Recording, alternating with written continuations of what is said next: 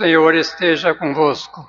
Ele está no meio de nós. Proclamação do Evangelho de Jesus Cristo segundo Mateus. Glória a vós, Senhor.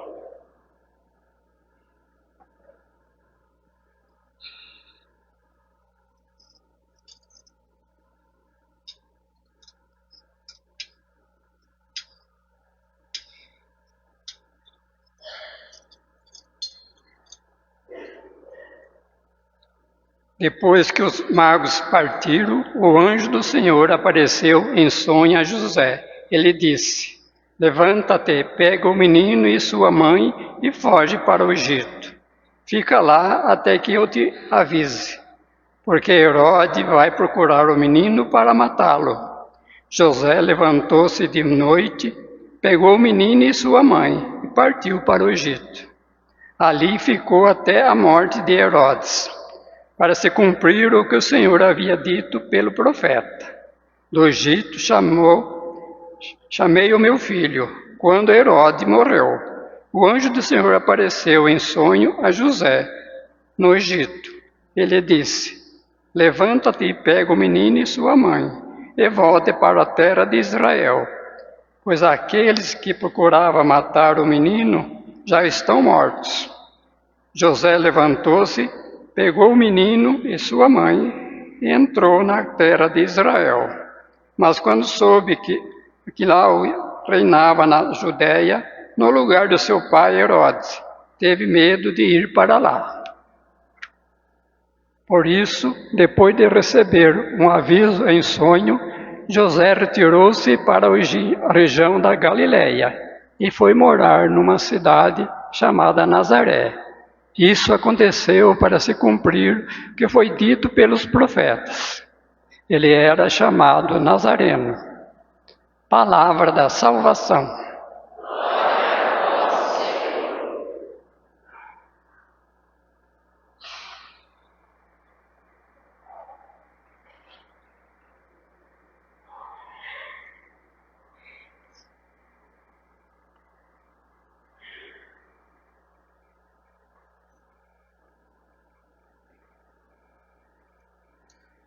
Caríssimos irmãos e queridas irmãs, como lhes dizia no início da Santa Missa, nós ainda estamos celebrando de algum modo o Natal do Senhor.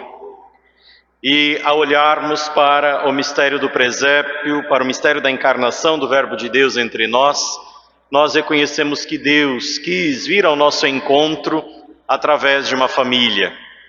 Ele, cuja onipotência poderia nos fazer vir a nós de tantos modos possíveis, quis vir ao nosso encontro através de um lar, com uma mãe, com um pai. E assim então, caríssimos irmãos e irmãs, nosso Senhor santifica toda a realidade familiar. Muito embora a família já fosse um projeto do coração de Deus, tal como nós encontramos lá desde o livro do Gênesis, nosso Senhor, ao assumir esta realidade vindo ao nosso encontro, Ele eleva a sua importância, Ele a torna ainda mais grandiosa. A Sagrada Família, então, é o lugar onde Deus entra na história.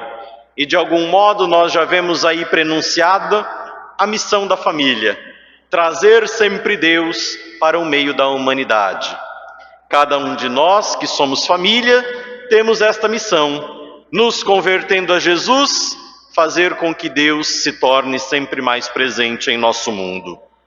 E vejam, queridos irmãos e irmãs, que a Sagrada Família não é uma família perfeita no sentido de que não tem problemas. Ela é uma família real, concreta e por isso mesmo uma família frágil. Tanto é que no Evangelho nós acabamos de ouvir que esta família tem que fugir para o Egito, com medo de Herodes, que quer matar o menino que acabou de nascer. Portanto, esta família também, como as nossas, experimenta o medo, o exílio, a insegurança, mas nós vemos como Deus quer entrar numa família real. E é Deus, no meio de uma família real, concreta, que vai nos ensinando que a vida humana não é isenta de contradições, mas que, tendo Deus junto a nós, nós conseguimos superar toda e qualquer adversidade. Na Sagrada Família de Nazaré, nós vemos virtudes tão essenciais para o nosso cotidiano familiar. Em São José, nós vemos uma obediência responsável à voz de Deus. Ele que acolhe o menino como seu filho, ele então zela, tutela pela vida do menino Deus, se responsabilizando por ele, ouvindo aquilo que o anjo lhe havia dito, que ele deveria fugir para o Egito. De Maria, nós aprendemos sua confiança silenciosa. Maria é aquela mulher que, diante da vontade de Deus, ela se cala e confia. Ela não fica interrogando a Deus: por que comigo, Senhor? Eu que disse sim para o Senhor, por que eu tenho que sofrer todas estas coisas? Nós não vemos Maria dizendo isso, pelo contrário.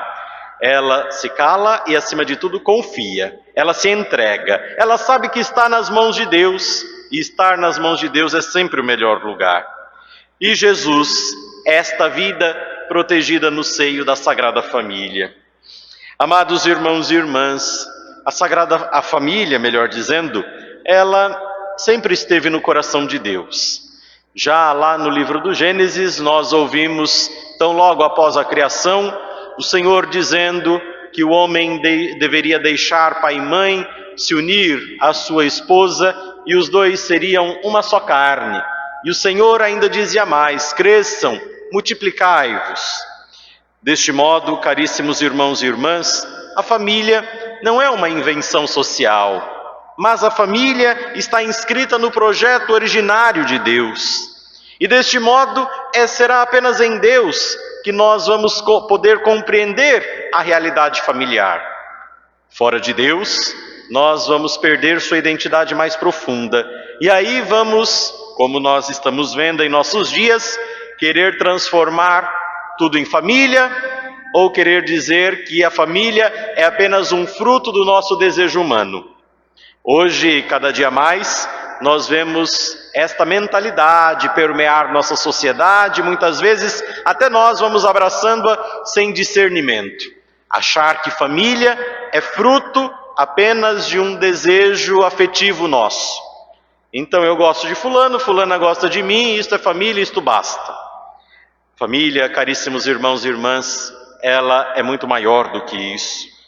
Passa por isto, passa pela afetividade, é claro, mas ela extrapola a afetividade. Ela é projeto de Deus. E se é projeto de Deus, ela tem uma finalidade, ela tem uma razão de ser. Deste modo, caríssimos irmãos e irmãs, olhando ainda para o Gênesis e olhando para a Sagrada Família de Nazaré, nós compreendemos que a família é sobretudo o lugar onde se guarda, onde se gera e onde se guarda a vida humana. A família é este lugar desejado por Deus para que todos nós pudéssemos crescer, não apenas fisicamente, mas também psiquicamente, religiosamente, que todo o lugar onde que todos nós pudéssemos nos tornar verdadeiras pessoas humanas, verdadeiros filhos de Deus. Quando uma família se espelha em Deus, ela consegue gerar bons filhos para este mundo e para a igreja. Por outro lado, nós vemos cada dia mais tantas pessoas se afastando de Deus, tantas pessoas vivendo uma vida menos digna daquela que Deus havia esperado, exatamente porque já não se espelham mais no projeto salvador de Deus. Deste modo, queridos irmãos e irmãs, as leituras que ouvíamos hoje nos convidam a assumir atitudes, virtudes, a exemplo da Sagrada Família de Nazaré. Na segunda leitura, nós ouvimos falar de algumas virtudes que nós devemos nos revestir, dizia São Paulo. Ele dizia assim: irmãos, vocês são amados por Deus, vocês são seus santos eleitos. Por isso, revistam-se de sincera misericórdia, bondade, humildade, mansidão, paciência, suportando-vos uns aos outros e perdoando-vos mutuamente, se um tiver queixa contra o outro. Olha que bonito. Se nossas famílias soubessem viver estes 2 versículos da carta aos Colossenses, com certeza muitos dos nossos problemas estariam resolvidos. São Paulo diz-nos da necessidade de nós nos revestirmos, tal qual uma veste, destas virtudes que nós precisamos ir aprendendo: bondade, mansidão, humildade, paciência, suportando-nos uns aos outros. E este suportar aqui não é aguentar o outro porque não tem outro jeito, mas é ser suporte na vida do irmão, ser suporte, portanto, na vida da família. E Paulo ainda continuava dizendo de como devem ser as relações entre o esposo e a esposa, entre os pais e os filhos para com os pais. Tudo o que vocês fizerem, seja feito em nome do Senhor Jesus.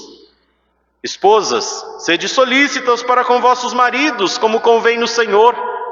Maridos, amem as vossas esposas e não sejam grosseiros com elas. Filhos, obedeçam em tudo aos vossos pais, porque isso é bom e correto no Senhor. E pais, não intimidem vossos filhos, para que eles não desanimem. Que bonito!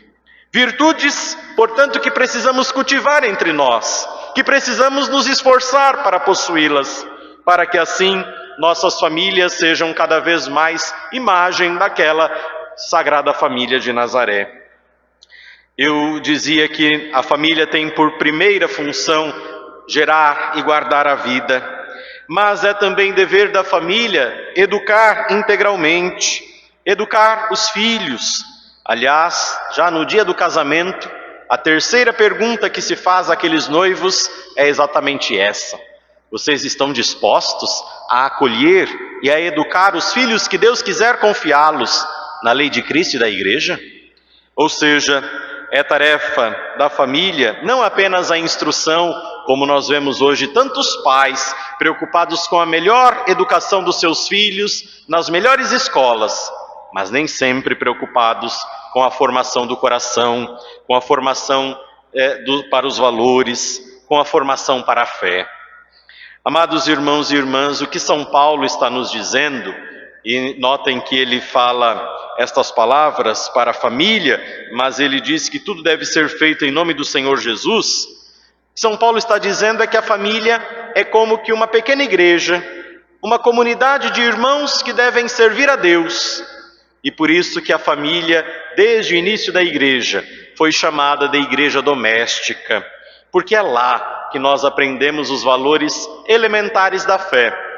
É lá que nós aprendemos a importância de Deus, é na família que nós aprendemos a rezar, é na família que nós aprendemos a viver como irmãos, sabendo que os nossos desejos são tão importantes quanto o desejo dos outros. Deste modo, caríssimos irmãos e irmãs, somos chamados a nos espelhar na Sagrada Família de Nazaré. Sobretudo neste contexto em que nós estamos, em que a família tem sido tão atacada. Aliás, a família sempre foi atacada, porque ela é, como dizia no São João Paulo II, é a célula-mãe da sociedade. Dizia São João Paulo que se a família vai bem, a sociedade vai bem. Se a família vai mal, a sociedade também vai de mal a pior. E nós sabemos que o desejo do inimigo de Deus não é o bem, não é o amor, não é que nós vivamos bem, mas sabemos o que ele deseja. Portanto, ele também vai tentar a todo momento a realidade familiar. Hoje, cada vez mais, nós vemos uma relativização do compromisso matrimonial. À medida em que dizem para nós que tudo é família, parece que a família perde sempre mais a sua identidade. Se tudo é família, nada é família. Tem quem queira hoje, inclusive, dizer que até os pets são família, né? Porque tudo é família. Porque o que está por detrás desta mentalidade é que a família se sustenta apenas pelos seus desejos afetivos. Mas também vemos a própria fragilização do matrimônio, a própria fragilização da fidelidade conjugal. Vemos tantas tentativas de retirar dos pais o direito de educar seus filhos.